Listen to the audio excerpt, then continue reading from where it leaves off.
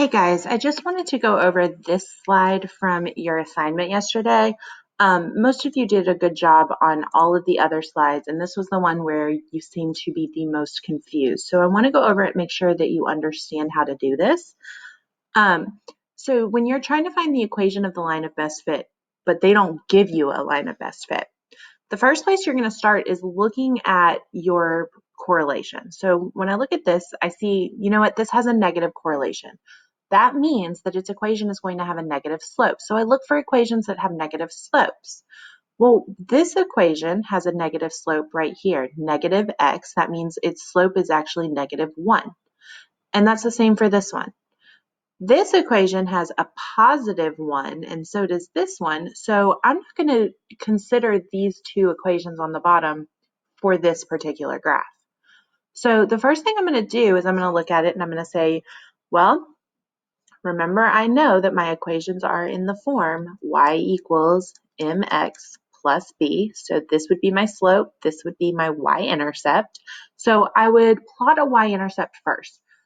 And the best way to do this is just go ahead and try to put this on the graph. So if my y-intercept is -1, I'm going to put -1 here.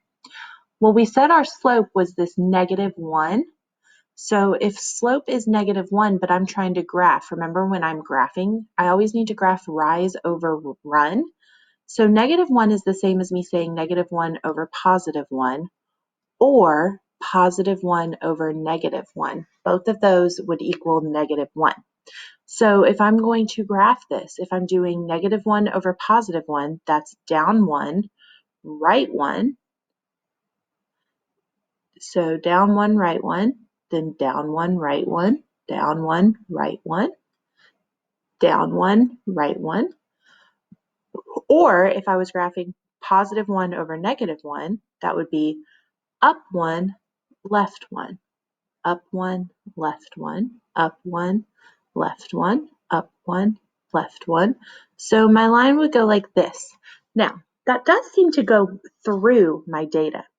But when you look, I only end up with maybe 1 point, possibly 2 below the line, but then 1, 2, 3, 4, 5, 6 above the line.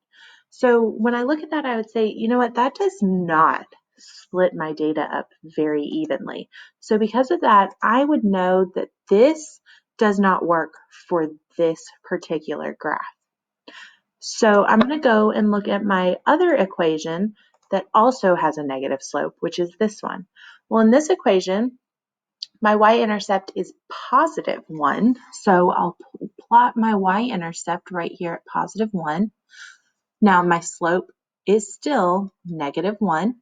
So again, that's -1 over +1 or +1 over -1. So I'm going to put those on my graph. If I use -1 over +1, then I'm going to go down 1, right 1, down 1, right 1, down 1, right 1, down 1, right 1. Or if I use +1, -1, I'm going to go up 1, left 1, up 1, left 1, until I have some points that I can make a line with. Well, when I make this line, it looks like it does a much better job of splitting my data. So it seems as if I'll have about 4 points below and about 4 points above. So because of that, I'm going to say that this one is y equals -x plus 1. Sorry, guys, I don't know what's going on with my pen. But that's going to be my equation for this line. And now I'm going to look, well, I only have one other equation that has a negative slope. So that one's going to go with this one that has a negative slope as well. So this is y equals -x minus 1. And again, you can check that. It has a y-intercept of -1 and then a slope of -1. So it's going to go like this. And that line would look like this. Well, that looks like it splits that data up pretty accurately.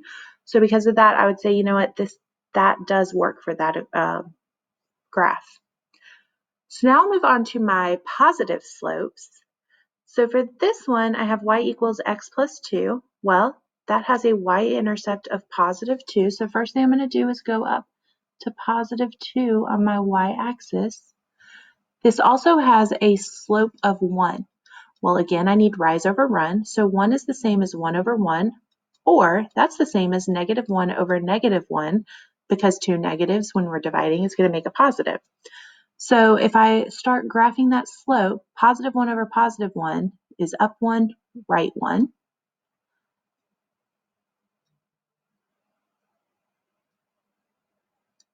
Or if I do negative 1 over negative 1, that's down 1, left 1.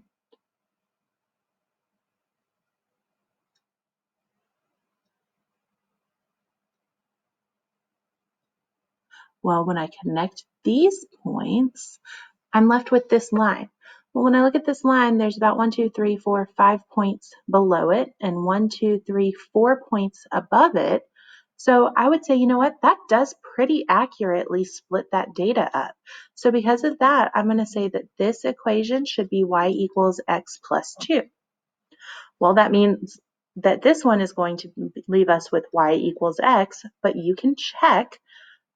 This one doesn't have a y-intercept, or it doesn't seem to in the equation, but when it's like that, we know that that means the y-intercept is right here at the origin.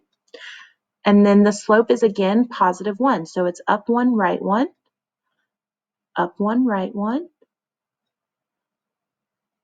or down 1, left 1. And so I would have a line that looks something like this, and that leaves me with about 3 points above and about 5 points below, or possibly 4, depending on how well that I drew that line, to be honest. But that one splits it up pretty accurately, so because of that, I would know that that is my line of best fit. And the other thing I wanted to talk about was your answers for this slide. Most of you did a good job of putting the lines where they belong, especially for the first two problems.